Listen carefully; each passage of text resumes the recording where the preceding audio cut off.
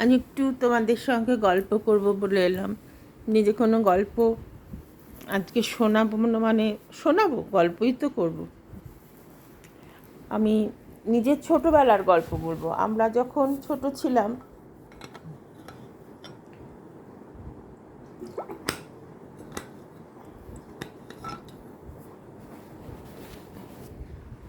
তখন আমাদের পুজোটা একটা ভীষণ অন্যরকম আনন্দের ছিল। পুজো আসার ঠিক আগে আগে আমাদের সেকেন্ড টার্মিনাল পরীক্ষার খাতা বেরোতো, রেজাল্ট বেরোতো, আর আমরা ভীষণ ভয়ে ভয়ে থাকতাম। এই রে, এবার রেজাল্ট যদি খারাপ হয় বাবা মা বলবে না, বা বিশেষ করে মা, বাবা অত মাই পড়াশোনাটা বেশি দেখতেন। বাবা দেখতেন, ইংলিশটা একটু দেখে দিতেন, বা অঙ্ক কিছু না পারলে মেনলি মাই দেখতেন। মা অঙ্ক থেকে আরম্ভ করে সবটাই মা খুব পারদর্শী ছিলেন। যাই হোক, ইংলিশ কিছু রচনা টচনা হয়তো বাবা একটু লিখে দিলেন, বা একটু সামারি লিখে দিলেন, বাকিটা মাই দেখে দিতেন। তা আমাদের রেজাল্ট কখনো খারাপ হয়নি, কারণ আমাদের স্কুল ভীষণ ভালো ছিল। স্কুলে এত ভালো পড়ানো হতো যে আলাদা সেরকম টিউশনের দরকার হতো না। আমি সাক্ষাৎ মেমোরিয়াল থেকে পাশ করেছি। আমি এখনও গর্ববোধ করি যে আমার স্কুল সাক্ষাৎ memorial government girls high school. এটা এমন একটা স্কুল, এত সুন্দরভাবে এখনও টিচাররা সম্পর্ক রাখেন। এখনও মানে আমি অসুস্থ বলে, আমার অসুখ করেছে বলে 3-4জন টিচার যারা খবর পেয়েছেন তারা খবর নেন, যোগাযোগ রাখেন, কেমন আছো প্রত্যেক সময় জিজ্ঞেস করেন। তোমাদের অসুখ করলে তোমরা আমাদের থেকে কত ছোট, তোমাদের অসুখ করলে আমাদের ভীষণ কষ্ট হয়, কিন্তু আমাদেরও তো বয়স হয়েছে দিদি, সেটা আর বলতে পারি না, কারণ ওদের আরও বয়স হয়েছে। আমাদের তো আমাদেরও দেখতে দেখতে অনেক বয়স, আমি তো দিদিমা হয়ে গেছি। কাজে কিন্তু মনে হয় যেন সেদিনকার ঘটনা, মাত্র কিছুদিন আগেকার ঘটনা। সেই ছোটোবেলা, তখন আমাদের চারানায় 5টা ফুচকা পাওয়া যেত, বড় বড় ফুচকা। কালীবাড়ি, লেক কালীবাড়ি, দক্ষিণ কলকাতার লেক কালীবাড়িতে ফুচকা। আমাদের দৌড় ছিল ওই ফুচকা। সারা বছর ধরে আমরা পয়সা জমাতাম, আর আমাদের বাবা বাবা ওই নতুন চকচকে মাঝে মাঝে 4 আনা 8 আনা বেরোতো, ওগুলো জমাতে দিতেন। যখনই আমি ওগুলো জমাতে খুব ভালোবাসতাম, তা ওগুলো বাবার হাতে এলেই বাবা বলতেন এই নে নতুন পয়সা, আমি একটা ব্যাগে রেখে দিতাম।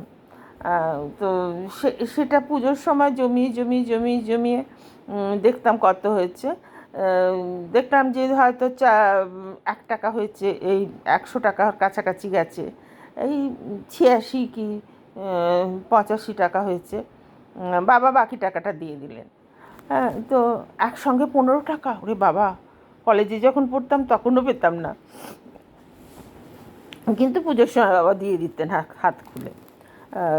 তখন পুজোর সময় জামা কিনতে নিয়ে যাওয়া, 100 টাকা পেয়ে গেলাম একসঙ্গে, ওরে বাবা, আমি তো বিরাট বড়লোক। আর এখনকার ছেলে মেয়েদের 100 টাকা দিতে লজ্জা করে, নেবেই না, কী করবো 100 টাকায়। তবে আমার মেয়েরা এখন, আমার মেয়ের বিয়ে হয়ে গেছে, আমার নাতি আছে, তাদের জেনারেশনটা আরও মানে আরও তাদের জেনারেশন থেকে এখনকার জেনারেশনটা আরও এগিয়ে এসছে। তারা এতটা এতটা আমি বড়লোকি চালে তাদের বড় করিনি। মোটামুটি একটা হাত খরচ দিতাম পুজোর সময়, ওই 200-300 টাকার মধ্যেই দিতাম। সবাই মিলে চাঁদা করে হয়তো একদিন একটা চাইনিজ এতে খেলো, 2টো প্লেটে একজন খেত শেয়ার করে, খাবার নষ্ট করতো না। তাদের কাছে ওইটা তখন একটা বিরাট টাকা ছিল। আমরাও কেউ খাবার নষ্ট করতাম না, একটা দোসা নিয়ে দুজনে খেতাম। ছোটোবেলায় একটা দোসার দাম ছিল, মশলা দোসার দাম ছিল আমাদের সময় 10 টাকা। এখন ভাবা যায় 10 টাকা একটা মশলা দোসা? দেখি যুগে অনেক বদলে গেছে। আর নতুন জামা নিউ মার্কেটে কিনতে নিয়ে যেতেন বাবা রোববার করে, সাধারণত তখন রোববার তো পুজো যত এগিয়ে আসছে আমি বলতাম বাবা সব জামা কেনা, সব দোকান, সব সবাই জামা কেনা হয়ে গেল, দোকানে আর জামা পাওয়া যাবে না, এবার সব পুরনো ডিজাইন। বাবা বলতেন কী হবে, সব জামা কেনা হয়ে গেল, সবার জামা সব কিনে নিল, এবার তোকে কি কিনে দেবো আমি? না আমি জানি না বলে আমি তো হাত পা ছড়িয়ে কাঁদতে শুরু করতাম। মা বলতেন ওরে বাবা তোর বাবাও যেমন তুইও তেমন, খালি পেছনে লাগবে আর ও হাত পা ছড়িয়ে বসে গেল। দোকানে কখনো জামা ফুরোয় নাকি? একটা স্টক ফুরোবে আবার আর একটা স্টক ওরা নিয়ে আসবে। তারপর নিউ মার্কেটে গিয়ে আমরা অত দামি দামি জামা কিনতে ভয় পেতাম, কিন্তু হয়তো খুব পছন্দ হয়েছে, চোখ টেনেছে, হাতটা লাগিয়েছি, তারপর দামটা দেখেই বেরিয়ে এসেছি। বাবা বললেন হাতটা সরিয়ে নিলি কেন, জামাটা পছন্দ হয়েছে তো নে, আমি তো বলিনি তো। কিন্তু আমরা বুঝতাম যে দামটা বেশি, কিন্তু এখন যেটা এখনকার ছেলে মেয়েরা বোঝে না, এটা পছন্দ তো এটা নেবই, এই দামি খেলনাটা আমার পছন্দ তো নেবই। আমাদের একটা একটা পুতুল আমার মনে আছে, আমার সেজো মামা তখন খুব বাইরে যেতেন, আমার বাবাও বাইরে যেতেন, বাবা পুতুল টুতুল নিয়ে আসতেন, বাবা পুতুলের থেকেও বেশি জামা কাপড় নিয়ে আসতেন, শীতের জামা কাপড়, ফ্রক, সুন্দর সুন্দর বিদেশি বিদেশি ফ্রক। সেজো মামা খুব পুতুল, নানান ধরনের পুতুল নিয়ে আসতো, নানান রকমের জুতো, ছাতা, এসব মানে নিয়ে আসতো, কারণ সেজো মামা জানতেন যে বাবা জামা কাপড়গুলো কিনবেন, সেই জন্য ডবল ডবল জামা কাপড় হয়ে যাবে। নানান ধরনের খেলনা, রেলগাড়ি, মোটর গাড়ি, সেই তখনকার দিনে ওগুলো তো মানে চাবি দিয়ে, ব্যাটারিতে চলা বা চাবি দিয়ে চলছে, গাড়ি চলে যাচ্ছে, ওগুলো আমাদের কাছে একটা বিস্ময়কর ব্যাপার ছিল। আমার একটা পুতুল ছিল যেটা দিয়ে চাবি দিয়ে দিলে মদ ঢালতো আর খেত, মদ ঢালতো আর খেত। ওটা খুব মজার ছিল। মা ওটা দেখে আমাকে বলতেন এটা কিন্তু ভূত, জানিস তো, ছোটোবেলা ভাত খাওয়ানোর সময় ভাত না খেলে এটা কিন্তু রেগে যাবে, এখন মদ ঢালছে আর খাচ্ছে, চালিয়ে দিতেন আমার সামনে। আমি ভয় ভয় গপ গপ করে গেলে নিতাম। তো হয়তো কিছু কিছু ছোটো ছোটো ঘটনা মনে পড়ে। আমি আর দিদি, আমরা দুই বোন, আর দাদা ছিল, দাদা আছেন। আমরা এতে যেতাম নিউ মার্কেটে বাজার করতে।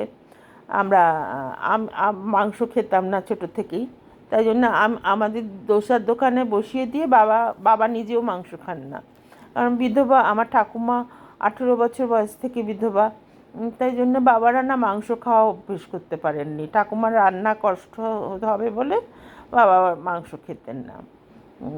বাবা কাকা দুজনেই বলতেন না তোমাকে অত কষ্ট করে মাংস রাঁধতে হবে না, আমরা খাবো না। ওই বাবারা গঙ্গা থেকে ইলিশ মাছ, আমাদের জিয়াগঞ্জে বাড়ি ছিল, বাবার বাড়ি জিয়াগঞ্জে, গঙ্গার পাড়েই একদম বাড়িটা। তো ইলিশ মাছ ধরা হতো, আর একজন কাটতো একজন ভাজতো।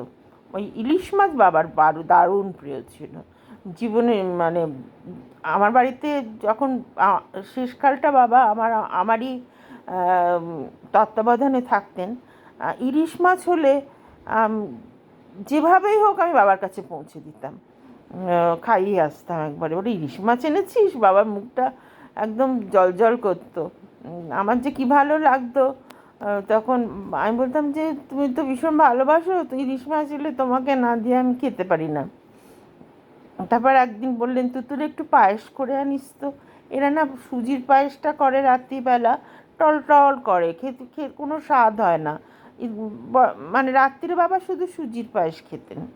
আমি বলতাম বাবা রোজ সুজির পায়েস খাও, ওই জন্য তোমার এত কনস্টিপেশন হয়, রোজ সুজির পায়েস খাও কেন, আধখানা রুটি দিয়ে দুধ খাও, দুধ দিয়ে খাও, একখানাও খেতে হবে না তোমাকে, সেটাতেই তোমার কনস্টিপেশনটা ক্লিয়ার হয়ে যাবে। তো বাবা শুনলেন কথাটা, খুব একটা কানে নিলেন বলে মনে হলো না, কারণ তখনকার দিনের লোক তো যেটা নিজে মনে করতেন সেটা। যাই হোক, বিয়েটাও আমার নিজের মতো করে দিয়েছিলেন, এই নিয়ে বাবার ওপর আমার শেষকাল অবধি অভিমান ছিল যে আমাকে বিএড পড়ালে না, আমি স্কুলে চাকরি করতে পেলাম না, কিন্তু আমি চাকরি পেয়েছিলাম। আমি যা আমার আমার যখন আমার যে কিন্ডারগার্টেন স্কুলটা ছিল নিউ হরাইজন, তখন আমি যখন পড়তাম ওটা 4 অবধি ছিল। এখন তো হায়ার সেকেন্ডারি হয়ে গেছে। তো আমার মেয়েদেরও আমি ওখানে ভর্তি করেছিলাম। তো ওখান থেকেই ওরা আমায় চিনতে পেরেছিলেন মুখটা দেখে। তুমি এই স্কুল থেকে পড়তে না ছোটোবেলা, মানে এখন তোমার মেয়েকে নিয়ে এসছো কি? মানে খুব খুশি হলেন প্রিন্সিপাল আন্টি। তো উনি বললেন যে তুমি কি কত দূর পড়াশোনা করেছো? তো আমি বললাম যে আমি ইতিহাসে অনার্স নিয়ে বিএ পাস করেছি, তারপর বিয়ে হয়ে গেছে, তারপর আর পড়া হয়নি। তো বিএডটা আর পড়া হয়নি। বাবা বিএড অবধি অপেক্ষা কেন করলেন না জানি না। আমার দিদি কিন্তু এমএ পাস করেছে, তারপরে বাইরে গিয়ে পড়াশোনা করেছে, বাইরে চলে গেছিলো। তাড়াতাড়ি করে বাবার ধারণা হলো রিটায়ার করবো, অতএব বিয়ে দিয়ে দেওয়া দরকার। ওই বিয়ে দিয়ে দেওয়া দরকারটা, বিয়েটাই জন্য আলটিমেট। আমি বলেছিলাম বাবাকে যে আমাকে পড়াও না, আমি আমার বিয়ের টাকা আমি জোগাড় করে নেবো, তুমি আমাকে পড়াও। তো এমএ পাস করে চাকরি করে আমি যদি একটা কাজ পাই, এমএ বিএড পরে ভালো একটা সরকারি স্কুলে চাকরি পাই, তাহলে তো আমি তো তোমাদেরও তো দেখতে পারবো, আমারও তো একটা পায়ের জোর থাকবে। না, আমাদের দেখতে হবে না, তোমার সিকিউরিটিটা আমার কাছে আগে। তো তার মধ্যে যদি আমি মরে যাই তখন তোমাকে কে দেখবে? দিদি তো আমেরিকায়।